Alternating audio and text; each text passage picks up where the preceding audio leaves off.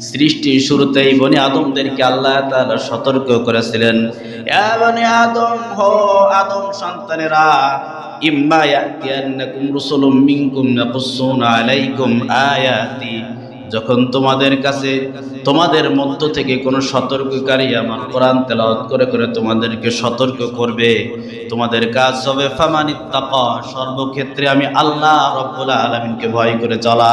সুবহানাল্লাহ পড়েন। ও আসলাহা, এবং তোমাদের কর্মের মাঝে যদি কোনো অসঙ্গতি থেকে থাকে, সংশোধন করার প্রয়োজন হয়, ও আসলাহা, সুদখোর সুদ ছেড়ে দিয়ে নিজেকে সংশোধন করবে, ঘুষখোর ঘুষ ছেড়ে দিয়ে নিজেকে সংশোধন করবে। আল্লাহ তাআলা বলছেন যে বনি আদম, তোমাদের মাঝে কোরআন থেকে যদি কোনো ব্যক্তি উপদেশ দেয়, সঙ্গে সঙ্গে তোমরা আমি আল্লাহ তাআলাকে ভয় করবা। 2 নম্বরে ও আসলাহা, নিজেদের কর্মকে সংশোধন করে নিবা। সুবহানাল্লাহ।